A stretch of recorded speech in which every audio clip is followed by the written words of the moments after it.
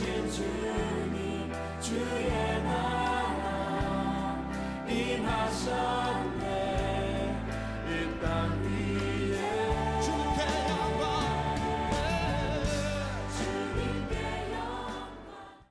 부활하신 우리 주님께서 우리 모두에게 부활의 산 소망뿐만 아니라 코로나를 능히 이길 수 있는 또 능력도 주시고 우리 마음속의 불안과 염려, 근심 다 떨쳐버리실 줄 믿습니다. 오늘 본문을 한번 보실까요? 오늘 본문은 평소 예수님을 따랐던 여인들이 예수님의 무덤을 찾아가는 장면이 소개되어 있습니다. 이들은 이른 새벽에 길을 떠났습니다. 그들의 손에는 고가의 향품이 들려져 있었습니다. 연약한 여인들이 이른 새벽에 그것도 고가의 향품을 들고 인적이 드문 무덤을 찾아간다는 것 위험천만한 일이었습니다. 하지만 이 여인들은 아랑곳하지 않았습니다. 오로지 걱정이 있었다면 그 무덤을 막고 있는 큰 돌을 어떻게 움직일 수 있을까? 어떻게 우리가 무덤 안에 들어가서 예수님의 시신에 향품을 바를 수 있을까 하는 문제뿐이었습니다. 그러나 그런 걱정도 이 여인들의 발걸음을 늦추지는 못했습니다. 로마의 군인들이 분명히 그 무덤을 지키고 있을 터이니 그들에게 가서 사정을 잘하면 그들도 인간인데 우리들의 청을 들어주겠지 하는 막연한 기대를 가지고 그 여인들은 발걸음을 재촉했을 것입니다.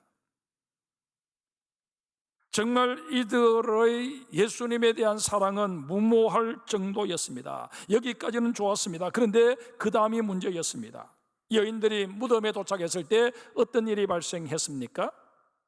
돌문이 열려져 있었고 무덤은 비어 있었습니다.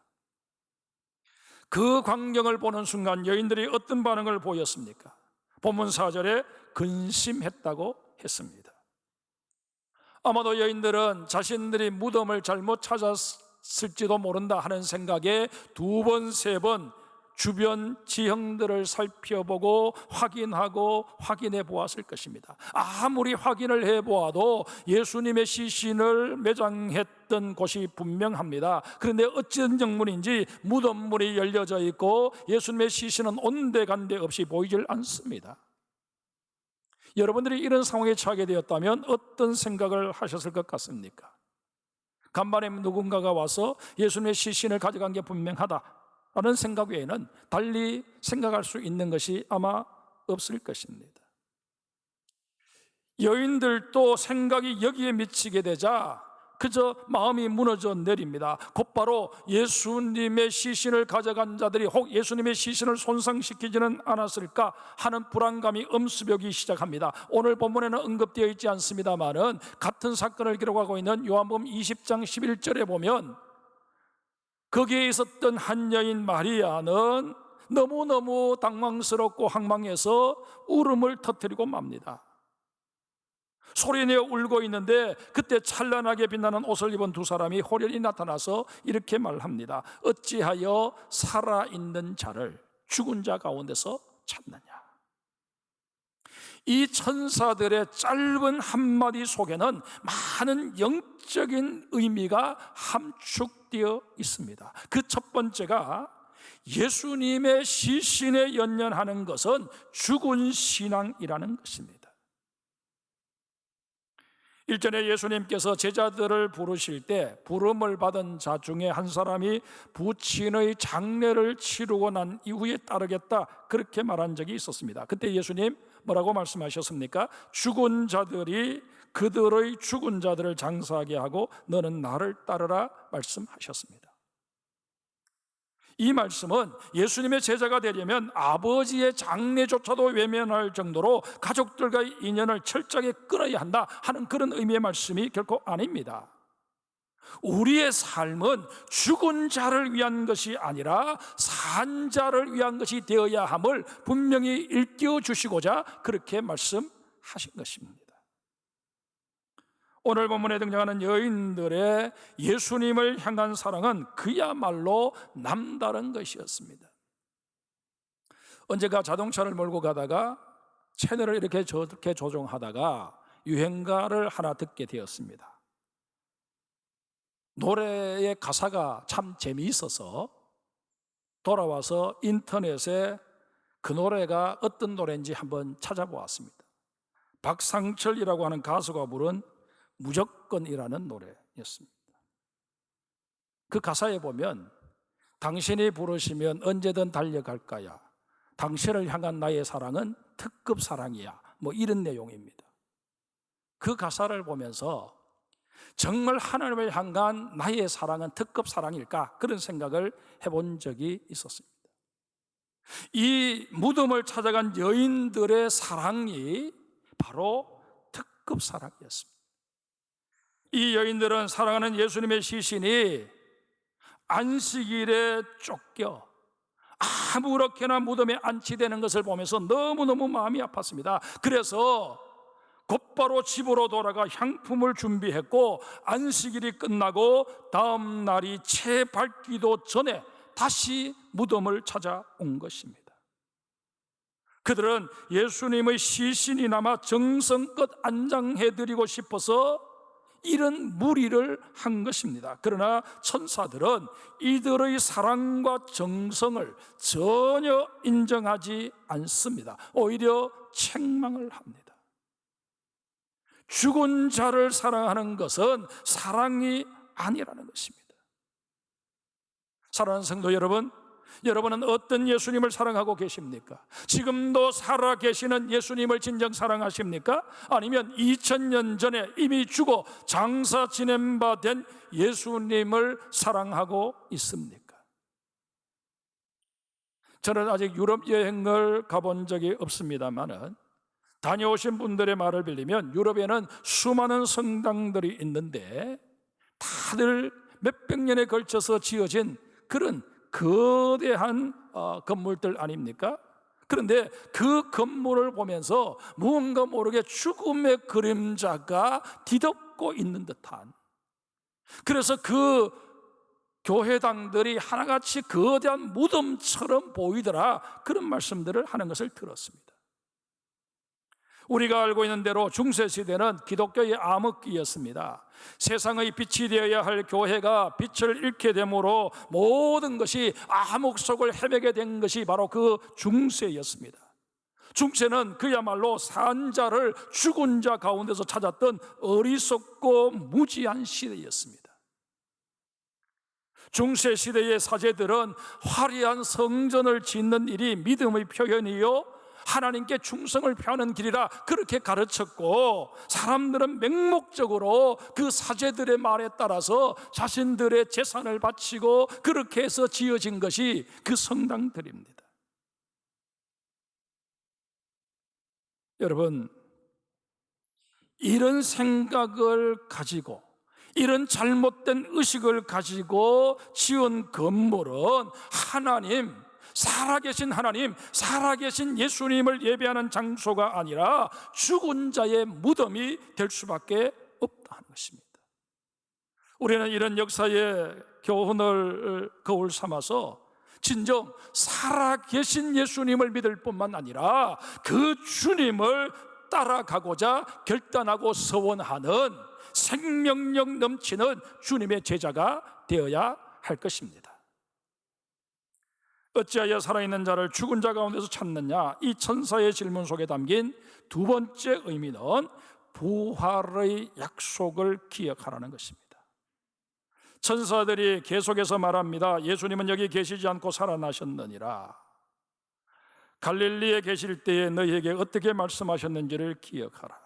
예수님께서는 여러 번 당신의 부활을 예고하셨습니다. 3일 동안 물고기 뱃속에 있었던 요나의 이야기를 예로 들기도 하셨고 구약의 선지자들의 예언을 인용하기도 하셨습니다. 그런데 문제는 이런 예수님의 예고에 대해 그 누구도 관심을 갖지 않았다는 것입니다. 오늘 본문 11절에도 보십시오. 무덤을 찾아갔던 여인들이 돌아와서 천사들이 자신들에게 전해주었던 말을 그대로 전합니다. 예수님이 살아나셨다고 전한 것입니다. 그때 그 말을 들었던 예수님의 제자들은 하나같이 이 여인들이 허탄한 말을 한다고 그렇게 일축해 버립니다. 여기서 허탄한 말로 여겼다 하는 이 말은 여인들이 환상을 보았음에도 불구하고 마치 실제를 본 것처럼 지금 이야기하고 있다, 그렇게 간주했다는 이야기입니다. 예수 그리스도께서는 분명히 성경에 기록된 대로 태어나셨고 성경에 기록된 대로 공생애를 사시다가 고난을 당하셨고 성경에 기록된 대로 죽으셨습니다. 제자들은 그 모든 것들을 곁에서 다 지켜보았습니다. 그럼에도 불구하고 이들은 예수님의 죽음을 그저 평범한 한 인간의 죽음으로 보아 넘겨버리고 만 것입니다. 그런 까닭에 예수님의 죽음과 더불어 이들은 절망할 수밖에 없었습니다. 예수님의 죽음과 더불어 모든 것이 다 끝났다고, 이제까지 3년간 우리는 헛고생했다고 그렇게 결론 짓고 말았습니다. 기독교는 약속의 종교입니다. 주님께서 우리에게 하신 약속을 믿을 뿐만 아니라 그 약속이 성취되기를 기대하는 소망의 종교가 바로 우리 기독교라는 것입니다. 그래서 우리 기독교의 경전, 이 성경 전서가 구약, 오래된 약속과 신약, 새로운 약속으로 구성되어 있지 않습니까? 우리가 가지고 있는 성경 66권은 하나님의 약속을 담고 있는 책입니다. 예수 그리스도의 약속을 담고 있는 책입니다. 이런 까닭에 주님께서 약속해 주신 바를 망각해버리게 될 경우 우리의 신앙은 심대한 손상을 입을 수밖에 없습니다. 그렇다면 여러분, 우리가 기억해야 할 주님의 약속이 구체적으로 무엇일까요? 예수님께서는 우리에게 많은 약속들을 해주셨습니다. 그런데 그 모든 약속들을 두 단어로 집약을 시키면 하나는 부활이고 다른 하나는 영생이 될 수 있습니다. 우리 가운데 언젠가 나도 죽는다 하는 사실을 모르는 사람 아무도 없습니다. 그럼에도 불구하고 대부분의 사람들은 마치 자신은 죽음과 무관한 것처럼 그렇게 살아갑니다. 건강에 심각한 적신호가 울리지 않는 이상 죽음에 대해서도 별로 생각하지를 않습니다. 천년만년 살 것처럼 생각하고선 육체적인 쾌락에 탐닉하게 되고 세상적인 재미에 빠져들고 맙니다.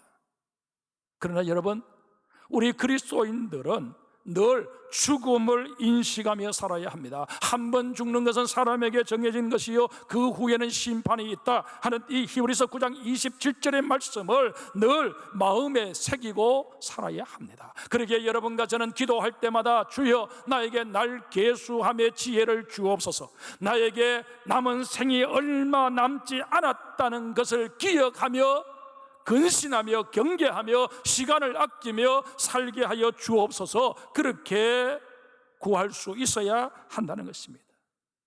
사실 여러분, 죽음의 위력은 대단합니다. 죽음은 이 땅에 있는 모든 것들을 다 그 의미를 잃어버리도록 만들어버리고 맙니다. 우리가 애써 모은 재산도, 우리가 힘써 쌓아올린 명예도, 밤잠을 설쳐가며 습득한 지식도, 심지어 우리가 사랑하는 나의 가족들, 이웃들까지도 다 포기할 수밖에 없도록 만드는 것이 죽음입니다. 죽음의 위협이 이렇게 크다 보니 적지 않은 사람들이 어떻게 해서든 이 죽음의 시기를 늦추어 보려고 애를 씁니다. 몸에 좋다는 것 다 찾아 헤매게 되고 약이나 의술에 지나칠 정도로 의존하기도 합니다. 어쩌다 외국을 나가게 되면 가이드가 이게 몸에 좋다 저게 몸에 좋다 그렇게 얘기하면 바리바리 사들고 오는 게 우리들의 모습이라는 것입니다.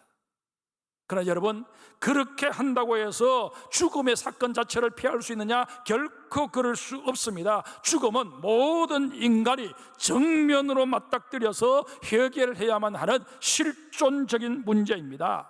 이런 연구로 우리는 예수님께서 죽음에 대해 어떤 입장을 취하셨는지 분명히 알아야 합니다. 요한복음 11장 25절 26절에 주님 말씀하십니다. 나는 부활이요 생명이니 나를 믿는 자는 죽어도 살리겠고 무릇 살아서 나를 믿는 자는 영원히 죽지 아니하리라. 무슨 말씀입니까?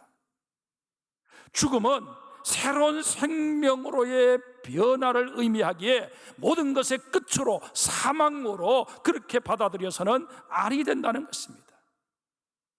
모든 인간은 죽음 이후에 부활을 경험하게 된다 하는 것이 성경의 증언입니다.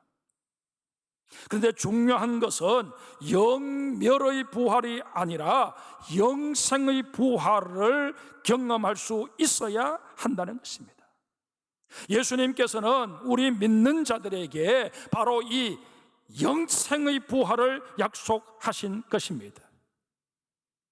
따라서 우리는 이 부활절 예배를 드리면서 주님께서 내게 주신 부활과 영생, 이 귀한 약속을 다시 한번 감격스럽게 받아들이고 이 약속에 대하여 아멘할 뿐만 아니라 이 약속을 부여잡고 이제는 더욱더 하나님의 영광 위하여 우리 주 예수 그리스도를 전하는 복음의 전파자로 인생을 살아가겠습니다 고백할 수 있는 우리 모두가 되어야 할 것입니다. 어찌하여 살아있는 자를 죽은 자 가운데서 찾느냐 하는 이 천사의 말 속에 담겨있는 또 하나의 메시지는 영원히 살아계신 분을 믿으면서 왜 그렇게 좌절하고 낙심하느냐는 것입니다. 무덤에 도착한 여인들은 무덤 문이 열려있는 것 보고 가슴이 철렁 내려앉았을 것입니다. 불길한 예감이 음습에 옵니다. 그래서 무덤을 들여다보았는데 예감대로 무덤은 비어 있었습니다. 여인들은 하늘이 무너지는 것 같은 그런 절망을 맛보게 됩니다. 그러나 여러분, 우리는 이 상황을 곰곰 되짚어 볼 필요가 있습니다. 우리 한번 생각해 보십시다. 여인들이 직면한 그 상황이 과연 고민하고 낙심할 상황이었을까 하는 것입니다. 결코 그렇지 않습니다. 또 하나, 무덤에 돌을 굴려놓은 것이 누구를 위함이었을까요? 예수님을 위함이었을까요? 아닙니다. 훗날 예수님께서 모여있는 제자들을 찾아오실 때 문을 열고 들어오신 것이 아니라 그냥 벽을 통과해서 들어온 사실이 성경에 기록되어 있습니다. 부활하신 예수님은 이제 더 이상 시공간의 제약도 받지 않으시고 또한 어떤 장애가 있어도 그것 때문에 막혀서 들어오지 못하시는 그런 몸이 아니었습니다. 그러기에 예수님이 나오시기 편하도록 그 무덤에 돌문이 옮겨진 것은 아닙니다. 그렇다면 누구를 위해서 이 돌이 옮겨진 것일까요? 제가 여쭤보나마나 예수님의 부활을 직접 확인해야 될 이 여인들을 위해 무덤에 돌이 옮겨진 것입니다. 그럼에도 불구하고 이 여인들은 지금 낙심하고 있는 것입니다. 자신들을 위해서 이루어진 일인데 오히려 그 일 때문에 낙심하고 있으니, 절망하고 있으니 이 얼마나 우스운 일이냐 하는 것입니다.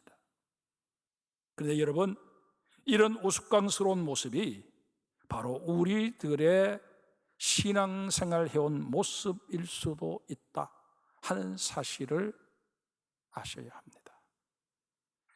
이스라엘 백성들이 애굽에서 나왔을 때 하나님께서는 홍해를 건너야 하는 광야길로 인도하십니다. 가나안 땅에 이르는 가장 빠른 길은 블레셋 사람들이 거하는 해변을 거쳐서 가는 길이었습니다.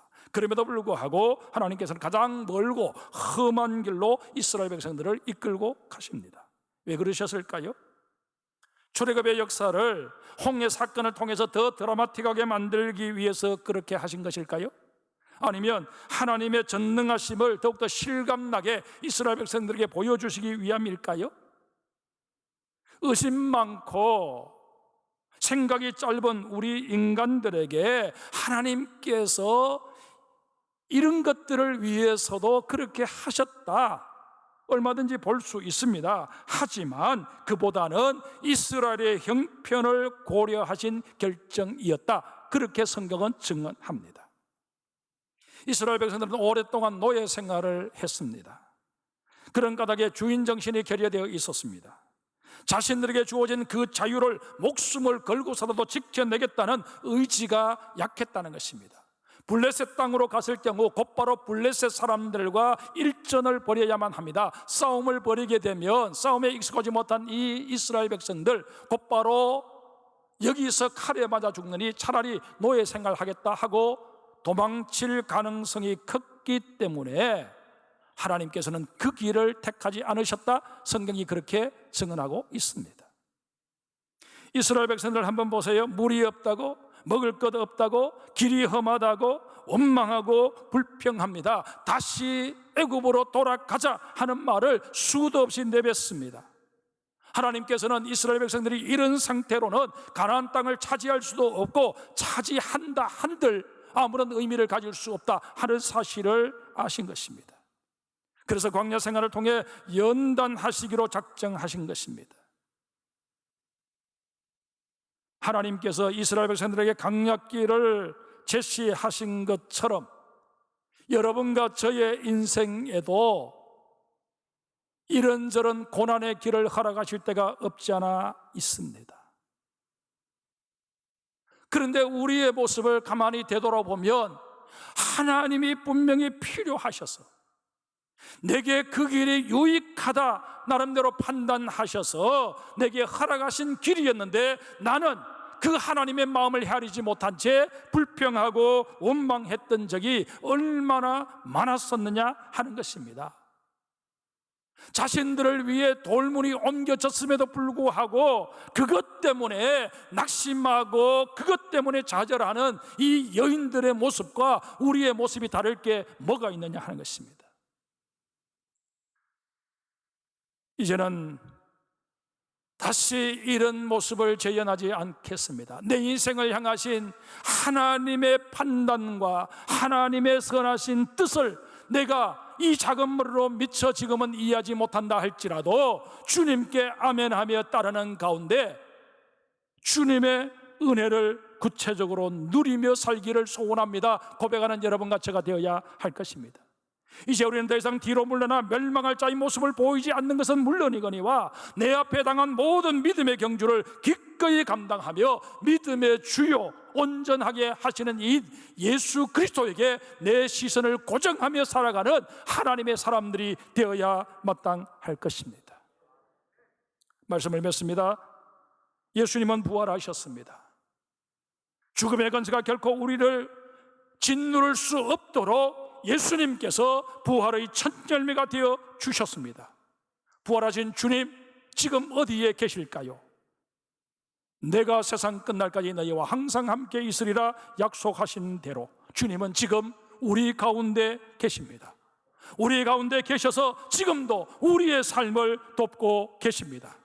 그러기에 우리는 더 이상 실망하는 삶이 아니라 소망의 삶을 살아가야 합니다. 낙심하며 좌절하는 삶이 아니라 승리의 삶을 살아가야 합니다. 어찌하여 산 자를 죽은 자 가운데서 찾고 있느냐? 어찌하여 살아있는 신앙을 갖지 못한 채 죽은 신앙 가지고 그렇게 헤매고 있느냐? 어찌하여 부활의 약속을 믿지 못하고 소망 없는 삶을 살고 있느냐? 어찌하여 승리를 확신하지 못한 채 좌절하고 낙심하느냐? 물으시는 이 주님에 대하여 이제 우리는 분명하게 대답해 드릴 수 있어야 합니다. 주님, 나는 주님의 부활을 믿습니다. 나는 살아있는 신앙을 가졌습니다. 나는 부활의 약속을 믿는 소망의 주인공입니다. 나는 하나님께서 내게 최후 승리를 허락하실 줄 믿습니다. 이런 귀한 고백들을 통해서 우리의 영혼도 육신도 온전히 새로워지는 그런 은혜를 누리는 이 2020년 부활절이 될 수 있기를 주님의 이름으로 축복합니다. 코로나 사태 속에서도 하나님 우리를 지켜주시고 우리 가운데 함께하여 주셔서 넉넉히 영광받아 주실 줄 믿습니다. 기도하겠습니다.